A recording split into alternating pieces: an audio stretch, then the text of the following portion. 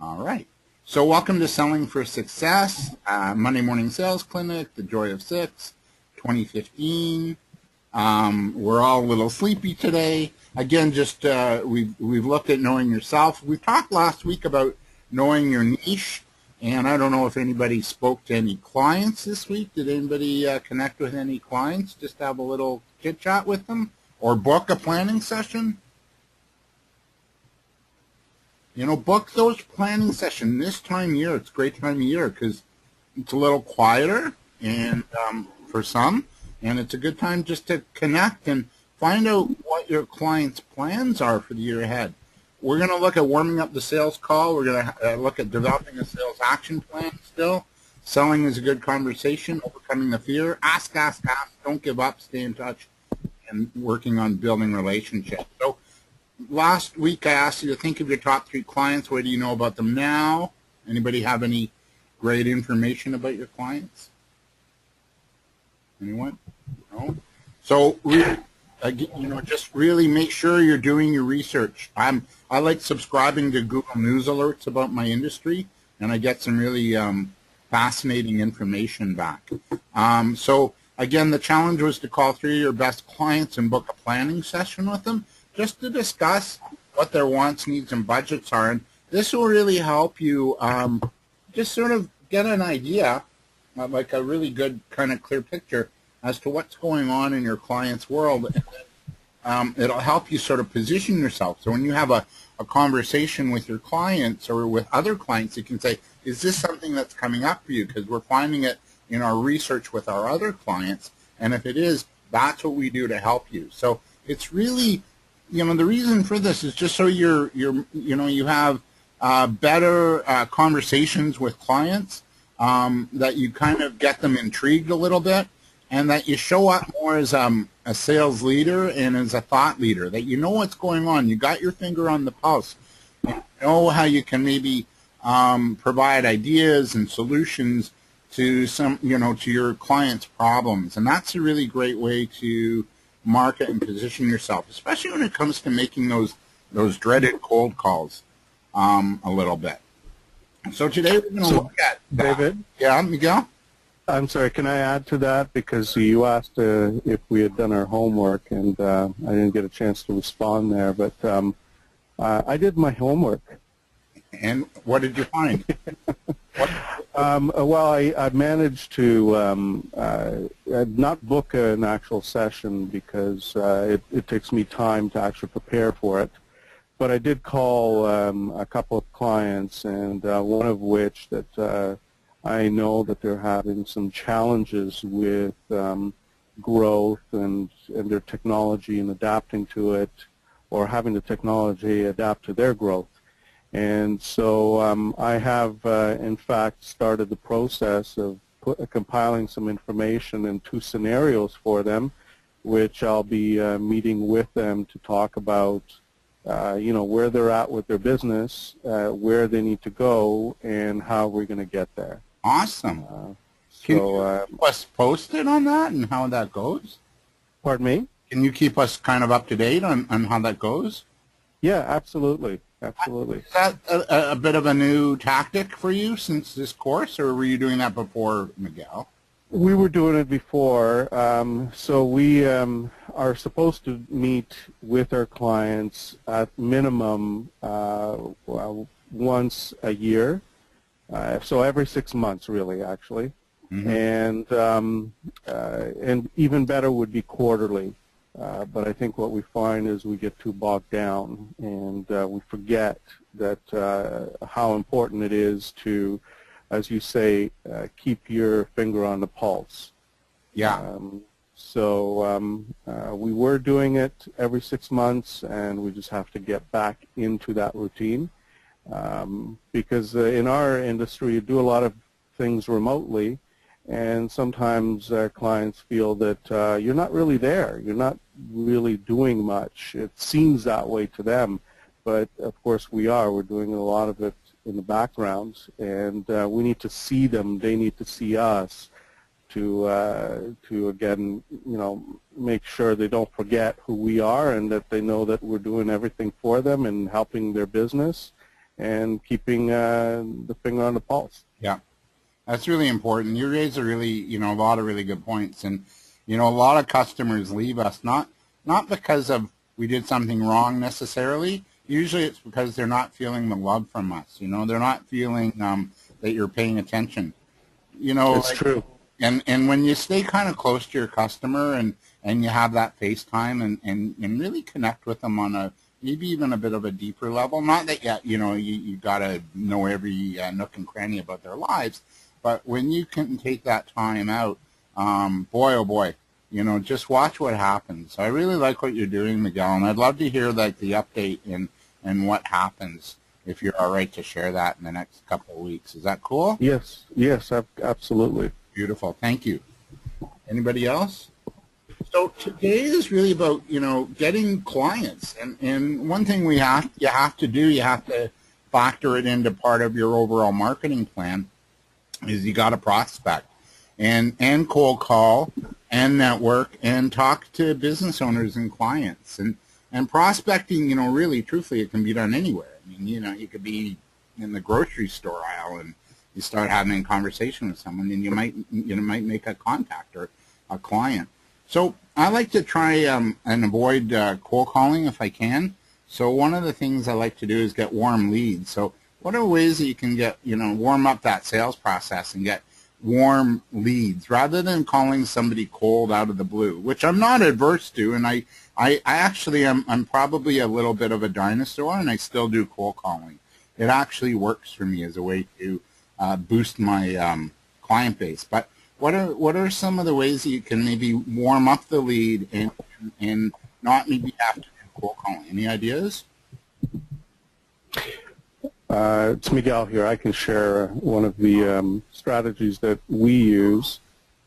We actually have a list of prospects that we purchase, and we get about 60 leads a month. And to warm them up to us, what we do is we first send out a mailer. And the mailer is just an introduction letter. It actually has a picture of whoever's sending it so that it looks more personal. And it's personalized to that individual. What we find is that when we do the cold call after they receive the letter, we're no longer a complete stranger to them. And so it becomes more of a warm call. And that seems to work really well. Beautiful. Okay. Any other ideas on how you warm up the process? Hi, David. It's Dave Botso here. Hey, Can you hear me okay? Yeah, perfectly. Thank you. I have to apologize. I just got audio now in the last 20 seconds. Okay, good. I'm glad you did. Yeah, so anyway, another way we found to warm up the process a little bit is maybe if you know other customer, or if you happen to have other customers in the same industry, I refer back to those customers and tell the prospect how we've helped them. Right. Good. Yeah. So you're working your referrals and sharing your success stories. Yes. Excellent. Yeah, that's a great way to warm up the process. Because, like, I don't know about you, but it's kind of like, you're throwing the dice when you're making a cold call. I got 5 ways that kind of work for me, and I think you all do it. I hope you do. Is I do a little networking, but I'm really focused about my networking as to where I'm going. I really like the Toronto Board of Trade. The Board of Trades aren't bad. I find the Toronto Board of Trade a little meatier in terms of their member base and what they offer.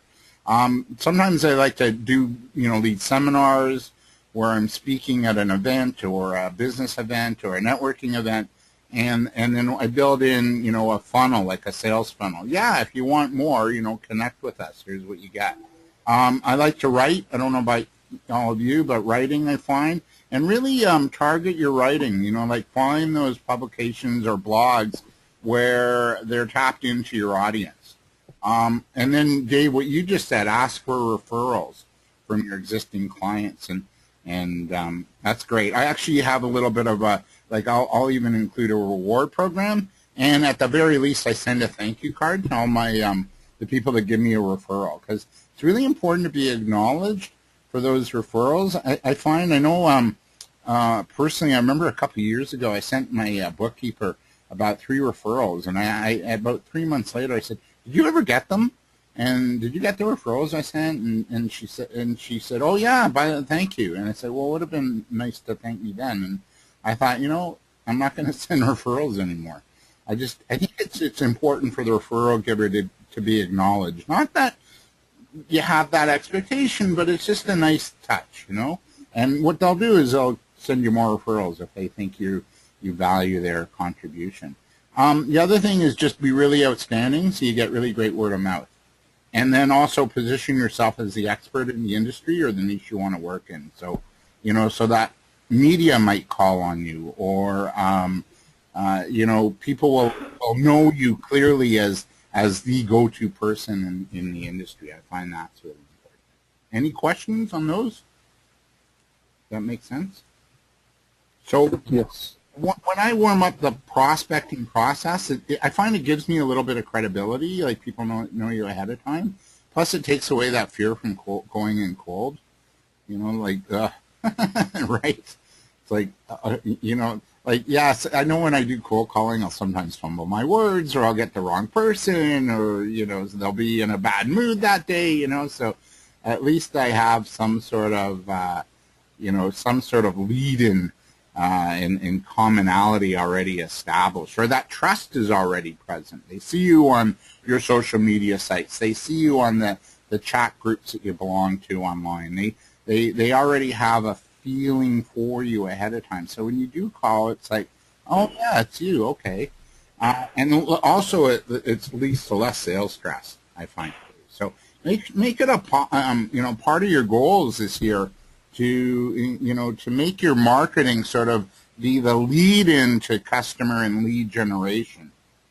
The other thing that's really important is, to have goals. I don't know how many of you did it at the beginning of the year, but to have actual sales goals, like what's your financial targets this year? What do you want your sales to be? Is it going to be 50,000? Okay with that? Is it 100,000? Do you want to hit the $1 million mark? Like, how many of you have goals? I'm just like, or projections, cash flow projections as to, hey, what am I going to sell every month? Anybody done that yet? Oh yeah, absolutely. Good. It's really important to do, and it gives you something to shoot for. And then you break it down. Then if you're going to sell $100,000 or make $100,000 this year, then how many calls are you going to have to make a day? How many face-to-face meetings do you want? How many of those face-to-face business meetings, like those planning sessions, will convert into a sale? How many sales are you converting from traffic to your website?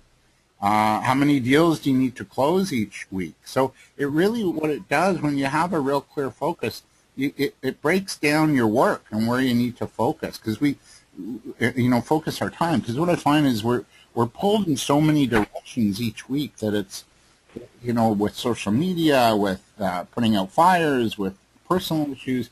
What this does is it really helps you focus. Like, how much money do you need to make each month? What's your break-even point? What will you be happy with? Do a cash flow forecast. Really get to know your numbers in terms of what's coming in and what's also going out. And also be aware of those seasonality trends and affecting your sales. I often hear a lot of people in my industry think, oh, December is a bad month, and it's a slow month. After the 15th, it's finished, right? And it's like, well, why does that have to be? Like, whose wisdom is that? Like, so what I'm trying to kind of say here is that you don't have to buy into the common beliefs of others. You can set your own beliefs. You can do something. You can create something. You can launch a campaign that will boost your sales in slow times.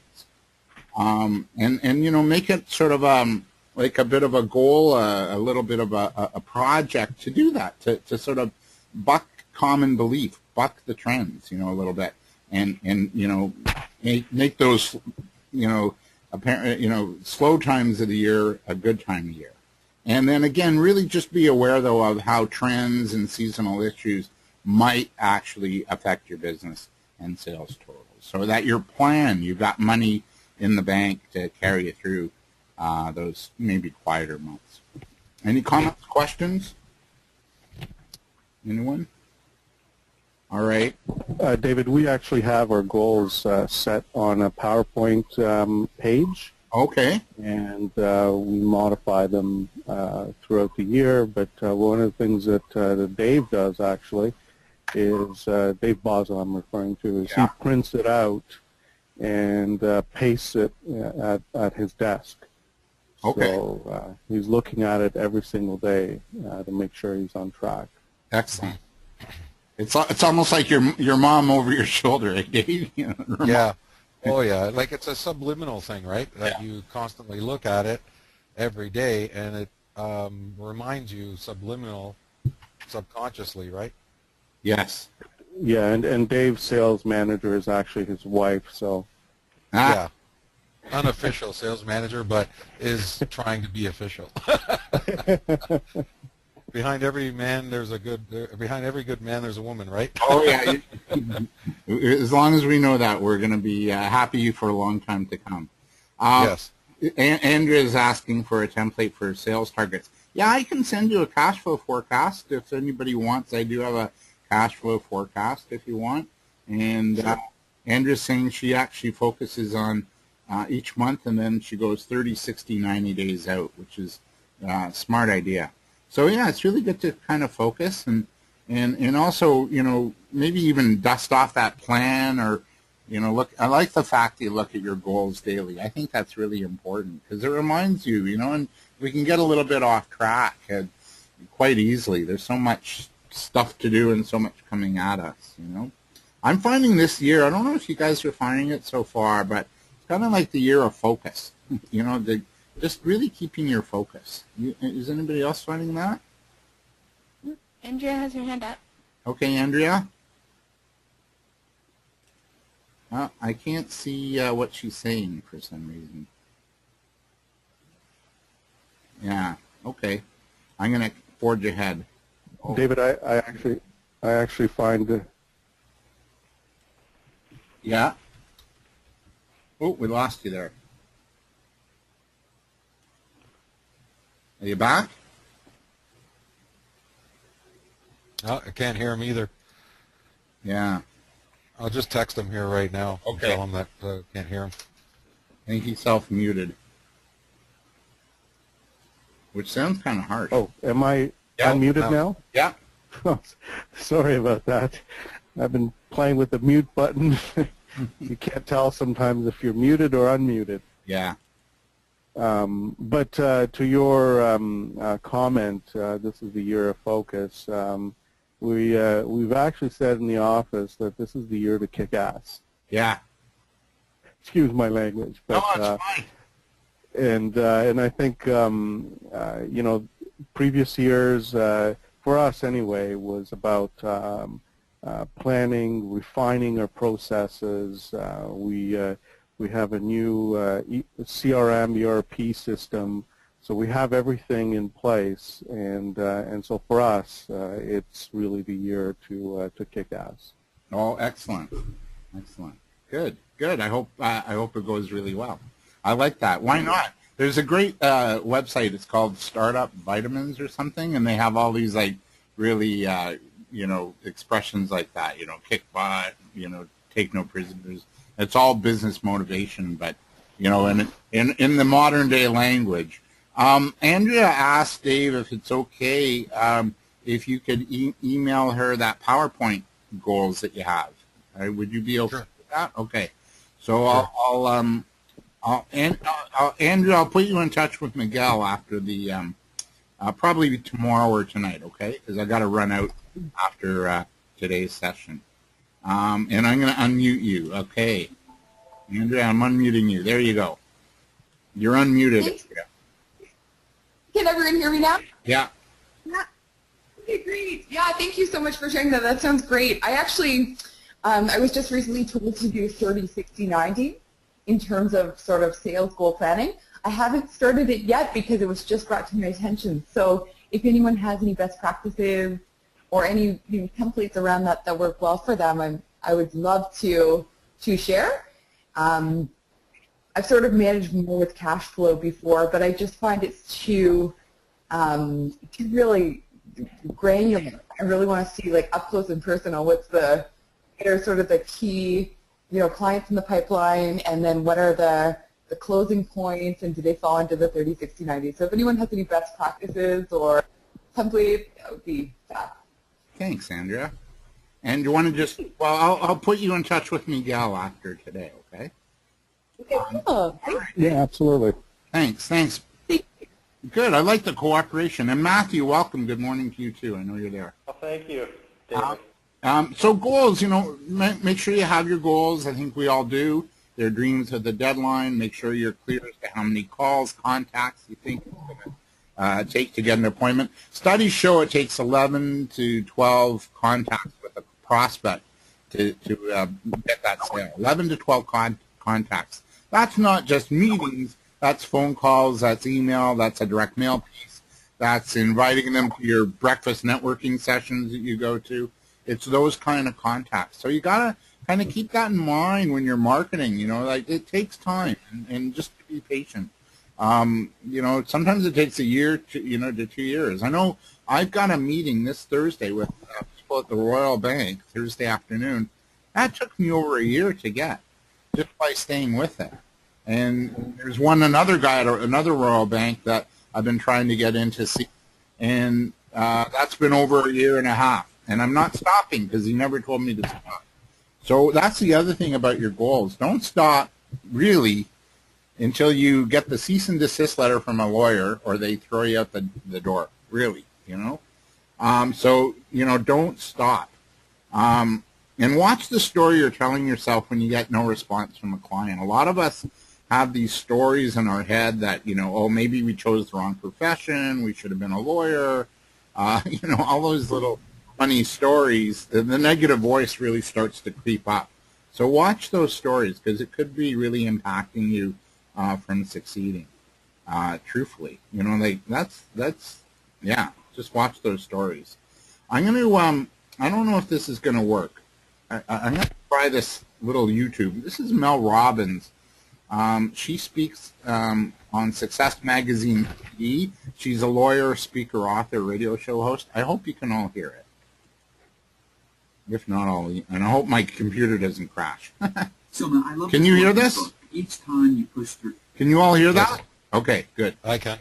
Okay, good. You're making a long-term investment in yourself. Talk to us about that for a minute, because this is the reward on the end of the other side of the line by doing the hard work of taking that action in the 5 seconds, going against what your brain is telling you.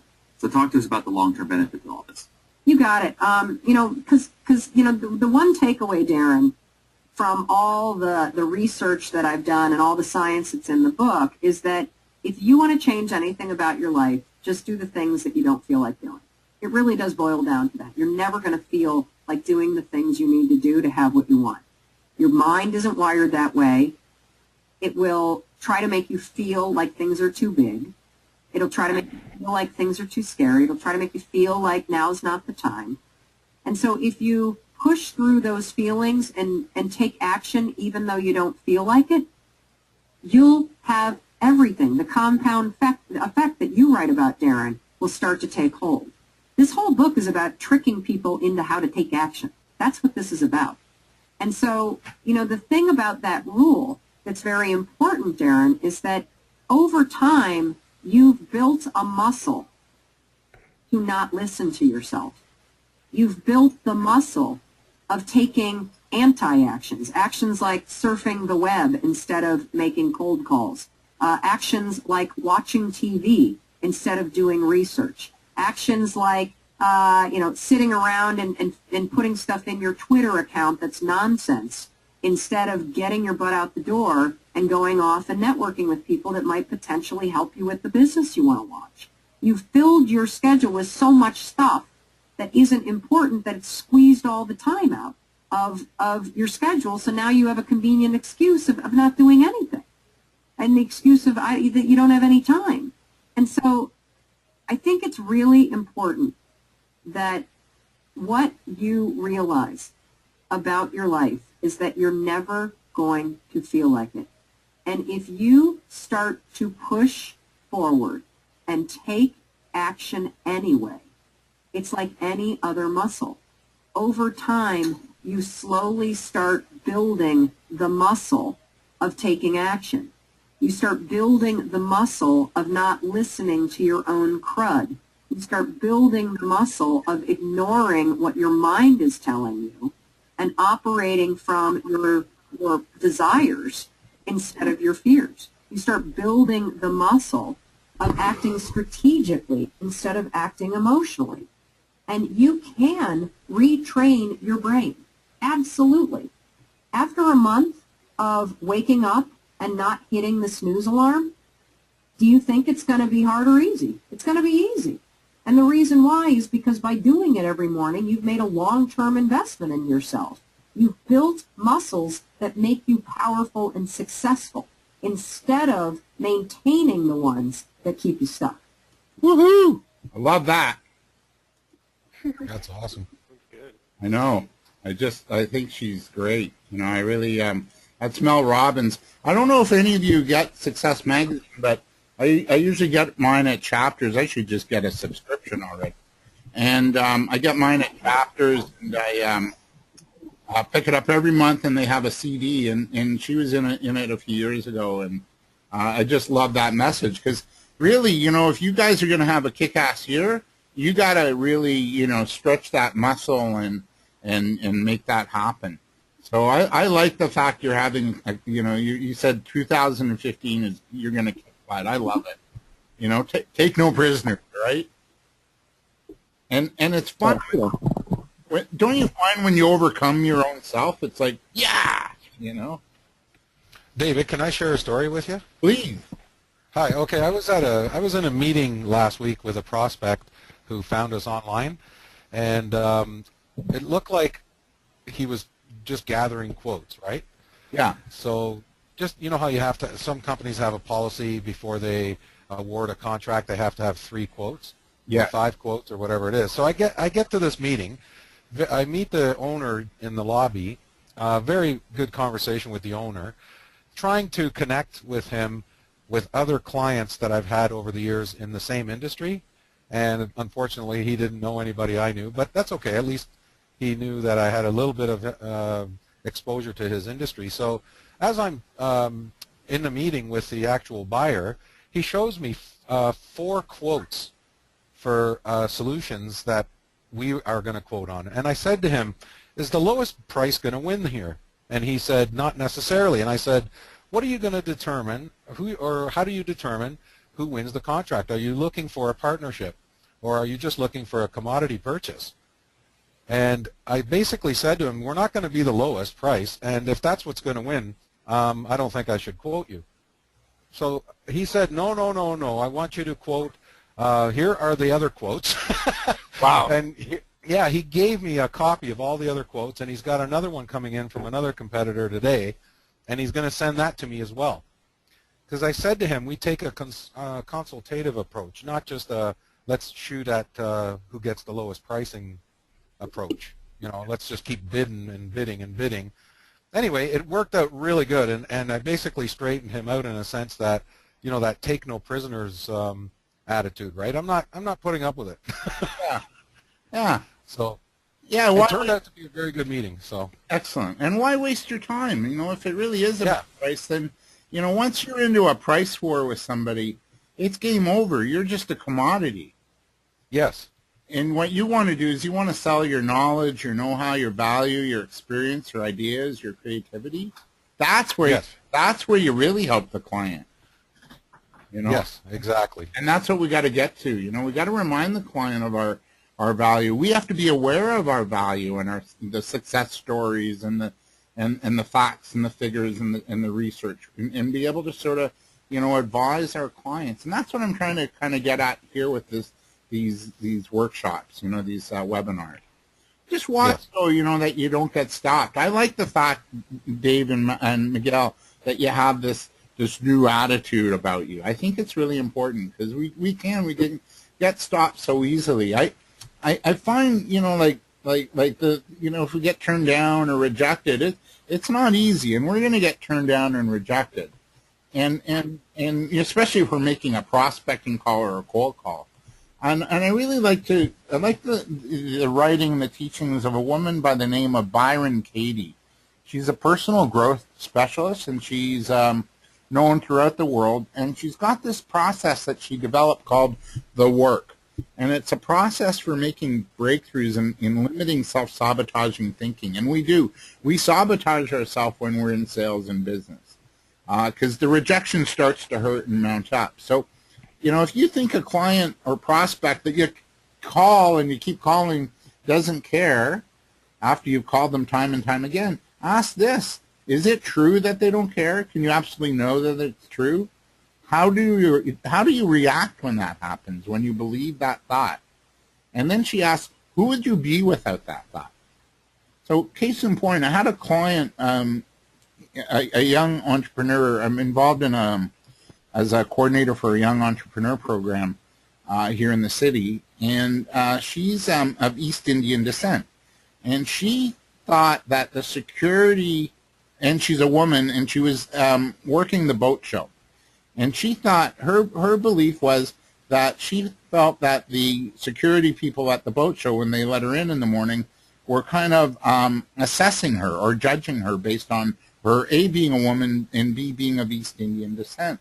And I asked, do you really know that that's true? Are you sure that they're judging you, or maybe they're just, And she said, oh, yeah, that might be right. So you got to just, step back, and if you're getting rejected or someone's not, calling you back or whatever, and what happens is we start to make up stories around that, usually negative stories about ourselves. So I always kind of do this. I ask these 4 questions, and I go, okay, who would I be without that thought? Who I'd be is, we're gonna kick butt this year. That's who I'd be, and then I get back on track. I get back to my true self. So this process at Byron Katie that I'm sharing with you, it's called the turnaround process, and each turnaround is an opportunity to experience the opposite of your thinking, the opposite of what you think that person that you feel has judged you is thinking. And really, the turnaround, that process, if you ask those questions, boy, it can really transform relationships, and it can transform you as well. So a turnaround, let's say you think the client doesn't understand you. Really, you should turn it around and say, I should understand them. I should understand myself.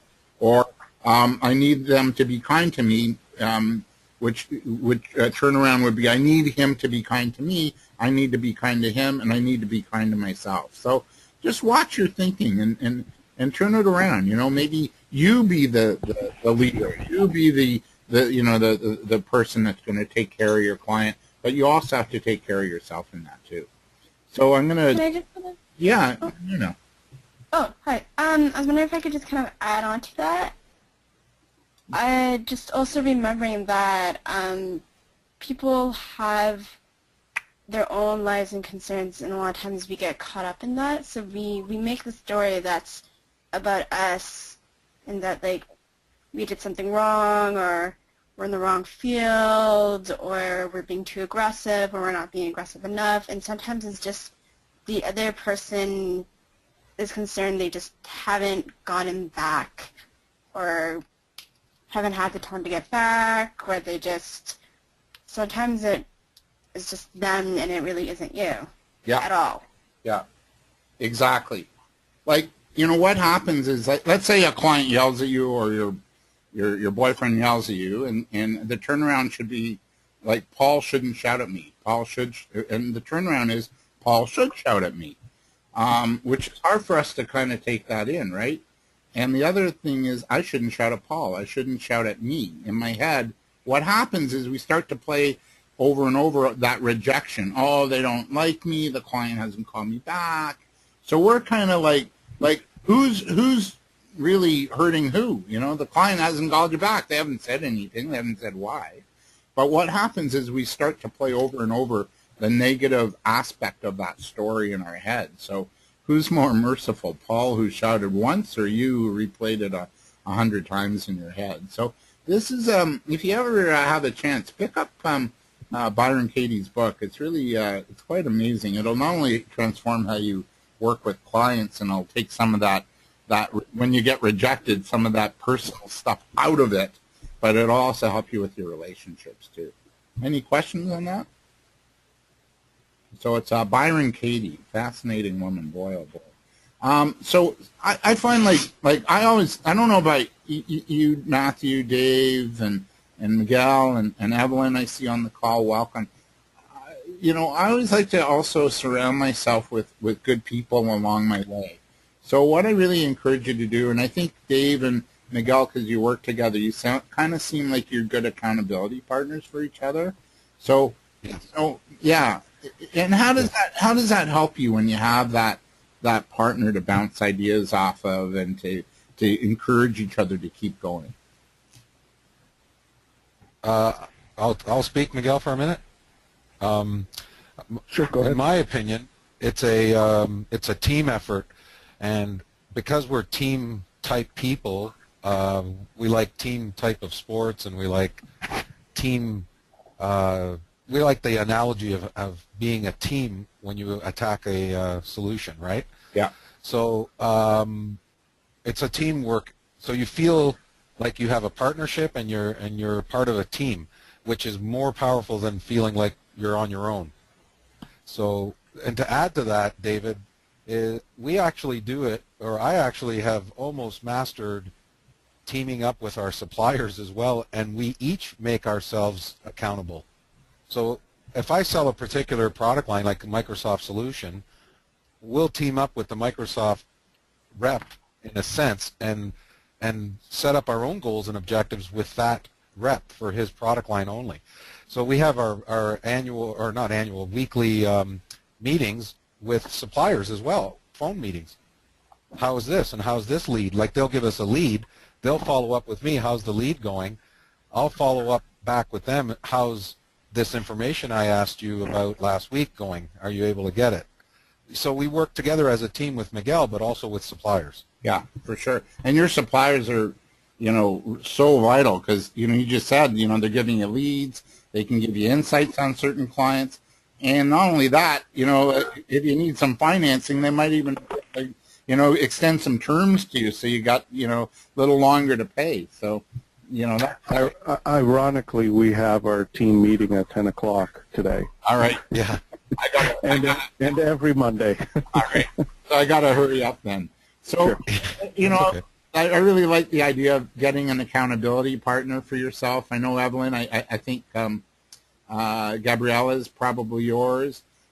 Make selling a fun project. I like to kind of play at it, like I don't look at it like, oh, I got rejected. I'm such a, what did I do this for? I just like, okay, so next time, I really encourage, to get a mentor, maybe somebody in sales that you really like. Start a mastermind team, and, join that, little networking club or an association group, a trade association. And I also like this, always remember that if you get rejected, some will, some won't, so what? Who cares? Next. That's my motto sometimes. Just keep going, keep going. Make sure you have a sales plan too, like how do you actually take a prospect from interest in what you have to making a purchase. It's really important for you to have that process and understand the steps you've got to go through in order to get a prospect to become a customer. I don't know how many of you have a bit of a sales process or plan that works for yourself. Anyone? It's like how do you greet people? What questions do you ask when you go on a call? What's your quotes like? What do they look like? What goes into a presentation? I heard somebody wanting to chime in. Any comments on that? Sorry, that was myself. That was me, Miguel here. We actually have a process that's driven by our CRM system. Yeah. And it's a little loose right now because we've just implemented a new system. So we are constantly working on it and improving it, and hence one of the reasons why we wanted to do this webinar with you. Okay, good. Yeah, I have a system for everything. And what do I say? Who am I going to call on? What are the companies maybe I want to go after this year, or organizations? What's my what do I say on a call if I call them out of the blue? What's the meeting going to be? What am I going for? What are my goals? What happens on a meeting? What happens in a presentation? Where do I ask for the sale? So I'm clear. I have a focus and a direction. It doesn't always go to plan, but it gives me a framework to work within, and really encourage you to sort of work on a sales process plan. So the process I've shared with you already, that I kind of subscribe to is the 6-step sales process, the Joy of 6. So it's the research. I prospect, I connect, I talk it up. I try to get that first meeting. I never sell on the first time because I don't want to sell. I want to find out if that client's even a fit or if they have the budget. Then I work on my presentation. I might have to, and then I deliver the presentation or quote, and I might have to overcome objections and negotiate a little bit. Hopefully I do the work, and then I continue the relationship. I follow up. Following up is so important. So I want you to take a couple minutes, and we're going to work on a little bit of scripting. What do you say to a client? And then I want you to practice this week. So I want you to just state who you are, where you're from, the company name, what do you sell in simple terms, maybe share 1 or 2 benefits of your product or service and how your customer might benefit from that, and end with engaging questions to see if they're open to meet or move forward in some way. This is a great way to open up a conversation on the phone for the first time with a new prospect. You want to take this on for a couple of moments? And then we'll hear some and practice a little bit. This is a great way to have a to do a cold call or prospecting, and it's also good to use in a networking event too. So take a moment. I'll give you a couple minutes, and I'll be mindful of the time because I've got to run too today.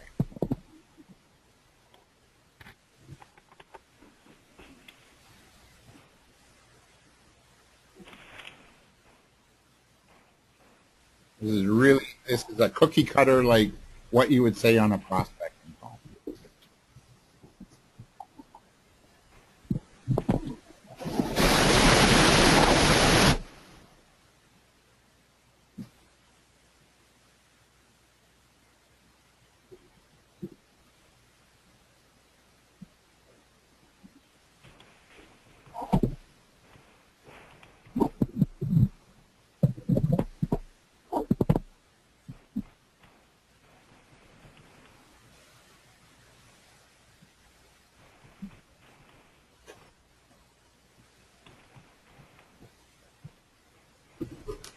Another moment on this.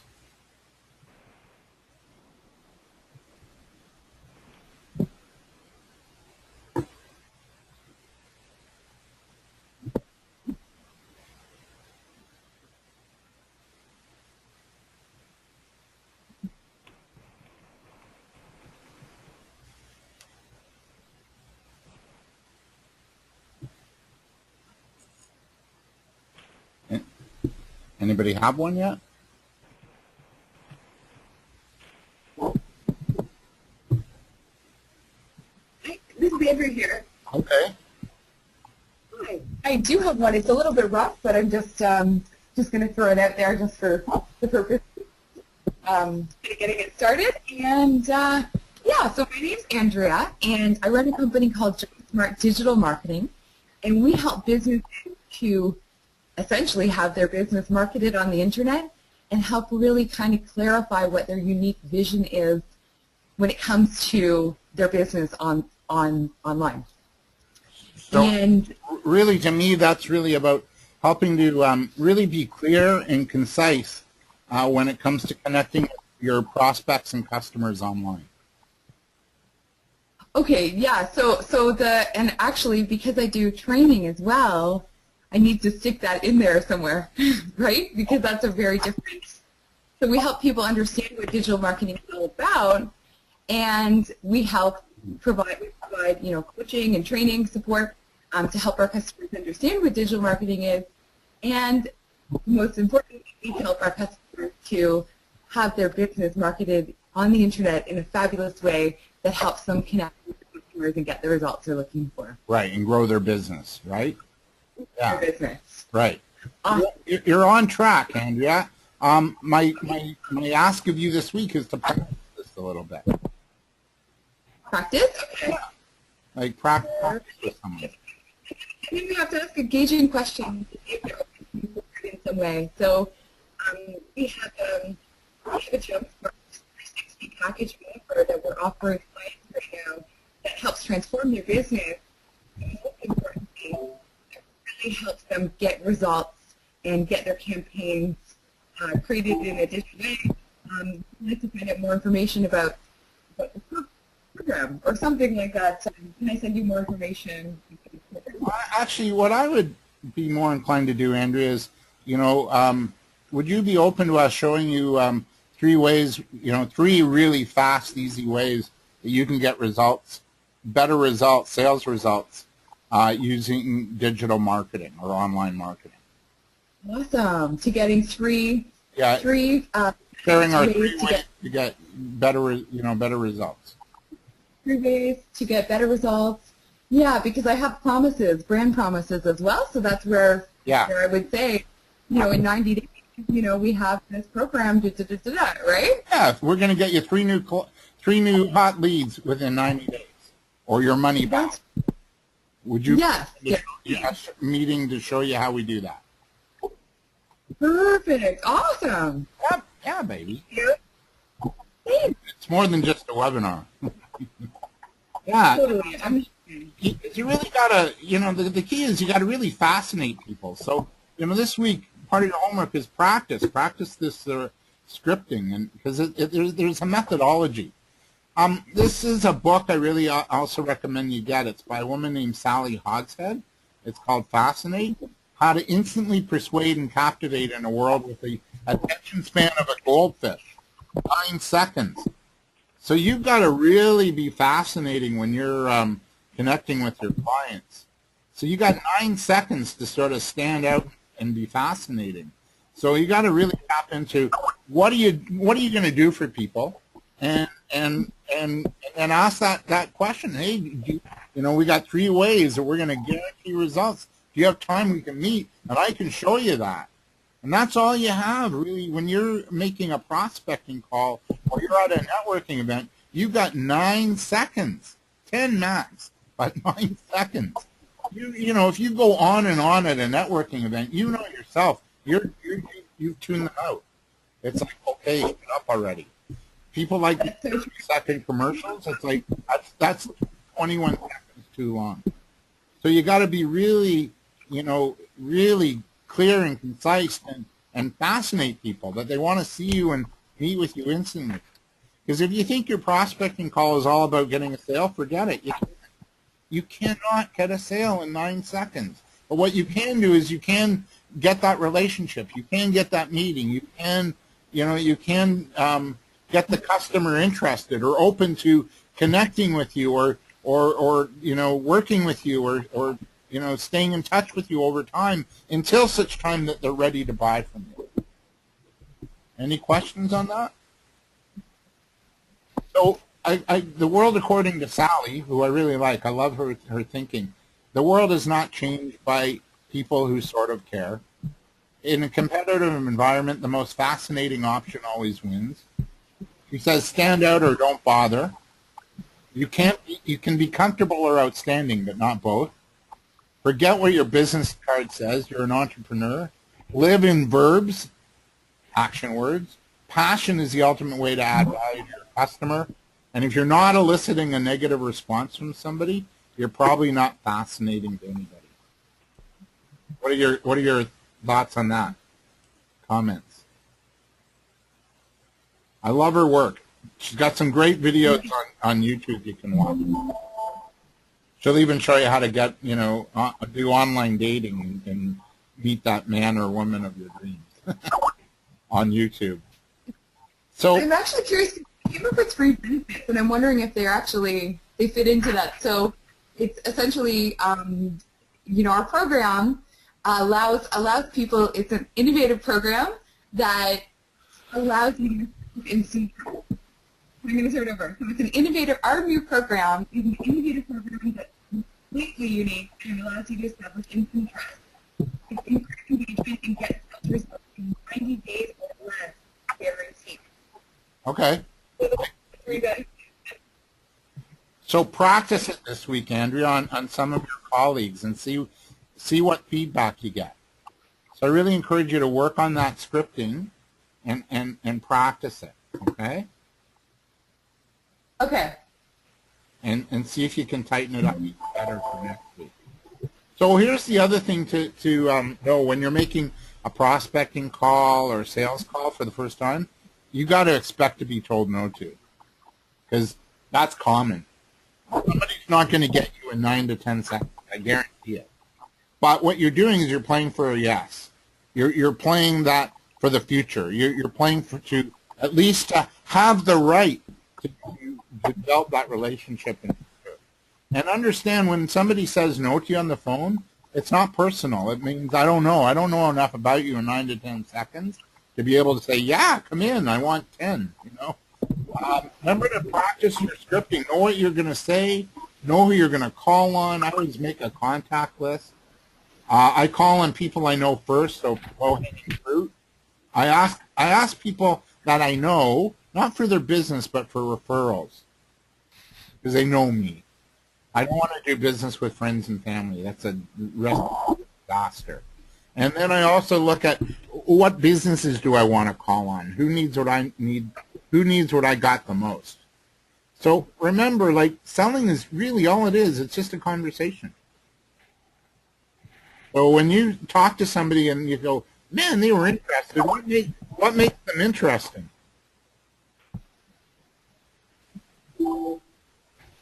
I like somebody with a sense of humor. Yes. I like creativity. I like a little controversy. I like to debate a little bit with somebody. That makes people fascinating. So what would make you fascinating? So what makes you fascinating, there's triggers that you can work with. You can use power. You can command your category. Ram truck is a great example of power, built tough, right? Prestige, you can increase respect. Prestige. The Burke's Blue Box. Oh boy, I'm dating myself. You can be mystique, arouse curiosity. You remember those old Chanel No. 5 commercials with the airplane? Ooh, what's this?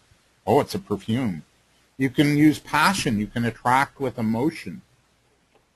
Or alarm, create urgency and need. The guy that advertises Diogardi tax lawyers, that's creating urgency and need.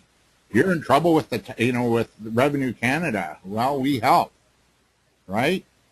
That makes them. That's fascinating. And then he shares stories and case studies. Rebellion. You can change the game and get creative. Apple was a little bit rebellious. Or you can work on the trust factor where you build loyalty. People trust you. So, just for lack of time, because we're actually at 10 o'clock, I've given you some examples of businesses that use power and prestige and all that. So I was going to see if we could have a discussion. But really, you got to be clear as to, like, how am I going to hook somebody? How am I going to get their attention? How am I going to be fascinating? Another way to do it, this is a methodology I use at networking events. And I go, do you know when?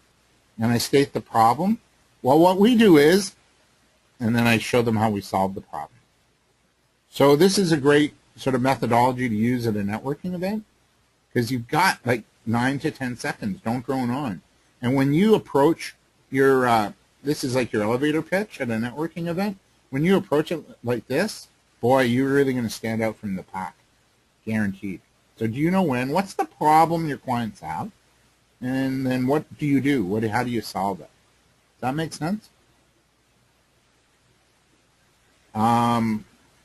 Yeah, it's Miguel saying it's the year to kick ass, and you gotta a Facebook photo. I'll check that out. You email that to me, Miguel, if you could.